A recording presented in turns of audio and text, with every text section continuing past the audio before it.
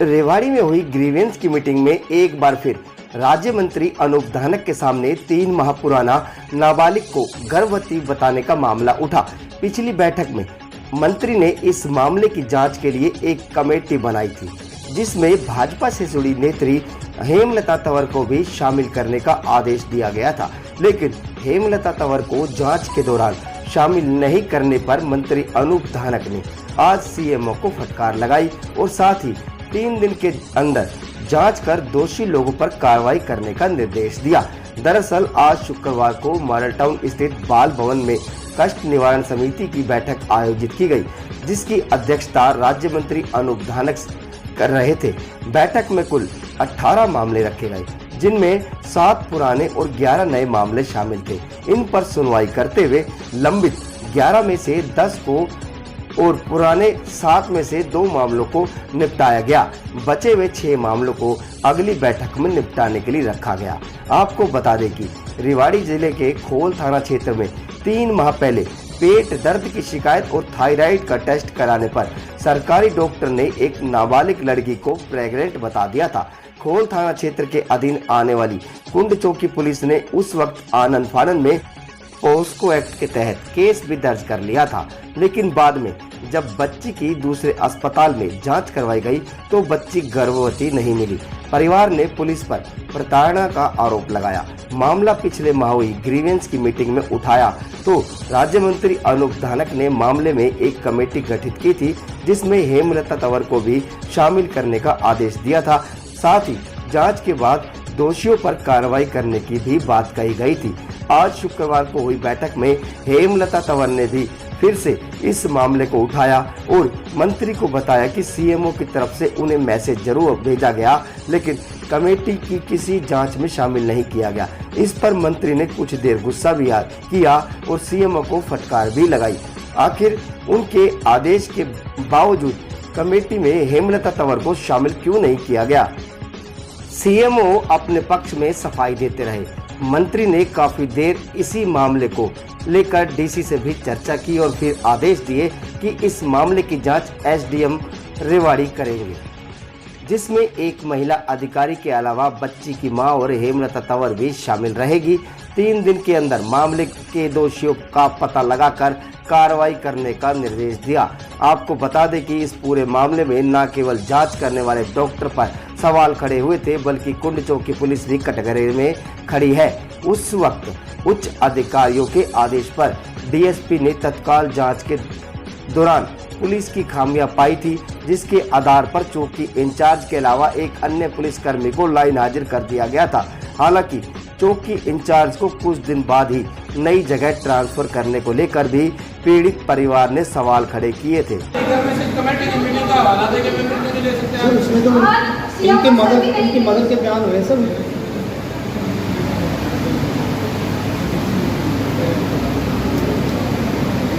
फिर आपने कैसे इनको बात करने लगा?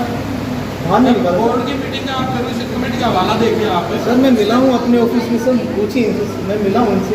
मदद नहीं आपने कमेटी में जब आपको कमेटी की मीटिंग में इनको साथ होता था आपकी कमेटी में, तो उसका हवाला देके आपको ये कौन सी बात है कि आप नहीं दे सकते? सर आपने इनकी सारी बात सुनी है, इनकी मदद के बयान भी सब कुछ किया है सर।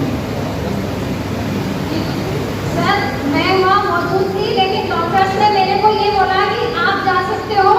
आप किसी दूसरे जिले के सीएमओ की कमेटी से आपकी जांच करवा देंगे? सर ये जांच के विषय में 2.5 महीने तो निकल चुके। मैं चाहती हूँ ये जांच किस चीज की हो रही है। प्रेग्नेंट करने वाले भी डॉक्टर्स, नेगेटिव करने वाले भी डॉक्टर्स, और अभी तक ना तो डॉक्टर्स के ऊपर कार्रवाई है, ना कोई पुलिस के ऊपर कार्रवाई।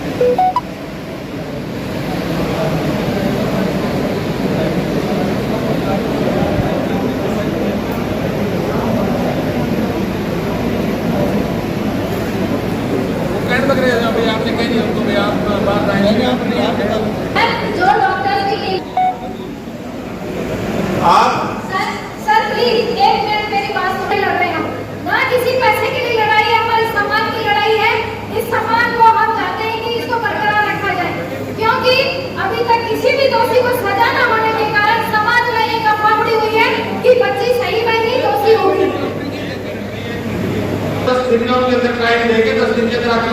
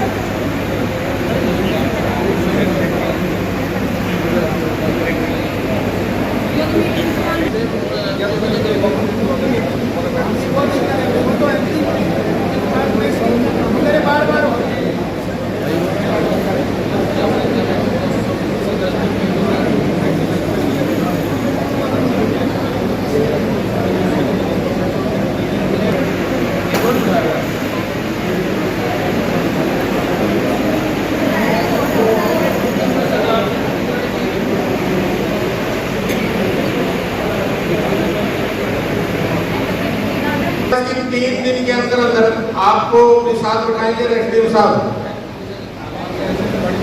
एसडीएम रेवाड़ी आपके पास बैठेंगे, रात को भी बिठाएंगे और आप बिठा के 3 दिन में इनका बताओ दोषी कौन है, इसके खिलाफ एक्शन लेंगे। 3 दिन के अंदर आपको दोबारा सर ये तो क्लियर है, दोषी कौन है, सब क्लियर है, बिल्कुल क्लियर है। कमेटी की मीटिंग में 18 परिवार लगे हुए थे, 7 पुराने थे और 11 नए थे। 11 में से 10 का समाधान हो गया है और 1 पेंडिंग रखा गया है।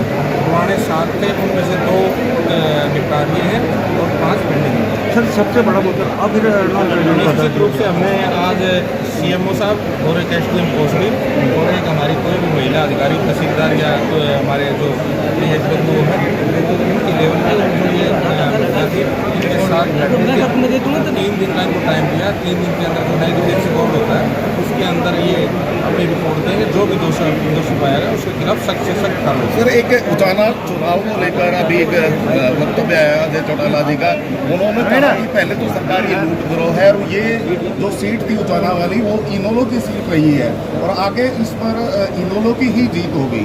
इस पर किस तरह देखते हैं इसका? ये फैसले हाईकमान के हैं। आज के दिन भारतीय जनता पार्टी और जननायक जनता पार्टी की गठबंधन की सरकार हरियाणा प्रदेश के अंदर और पूरे प्रदेश में विकास कार्य जो हो रहे हैं बड़े तेजी से हो रहे हैं और दोनों बड़ा अच्छा मिलजुल कर काम कर रहे हैं। माननीय मनोहर लाल जी मुख्यमंत्री और उप मुख्यमंत्री भाई दुष्यंत चौटाला। सर मानसून का निश्चित रूप से वो जो फैसले जब चुनाव के अंदर होंगे वो हाईकमान के होंगे। भारतीय जनता पार्टी की जो हाईकमान है, सुप्रीमो है, वो बैठेंगे और हमारे डॉक्टर दुष्यंत चौटाला जी जननायक जनता पार्टी के सुप्रीमो वो बैठेंगे, जो फैसला वो सर मानसून का समय सड़कों की हालत बड़ी खस्ता है, जगह जगह जहाँ भी जाओ जल भराव, निकासी का कोई साधन नहीं, प्रशासन बार बार से हरियाणा प्रदेश की सरकार है जो बिल्कुल जो पीडब्ल्यूडी विभाग है, हर एक विधायक को 25 करोड़ रुपए की सड़क के रिपेयर के लिए उनसे काम मांगे गए थे और उनकी रिपोर्ट आ गई है। सारे सबके लगभग टेंडर लग चुके हैं और भी कोई कमी भी यूनिफॉर्म कोड ऑफ कंडक्ट लाने की तैयारी चल रही है। कांग्रेस बता रही है कि ये राजनीति का फायदा उठाने के लिए लाया जा रहा है यूजीसी के। वो तो कांग्रेस पार्टी को क्या दिखता है वो कांग्रेस पार्टी का है। एक यूजीसी ने ग्रांट बंद कर दिया यूनिवर्सिटीज़ के अंदर, उसका लगातार विरोध चल रहा है। कोई इस प्रकार की कोई बात नहीं, उनसे बैठ करके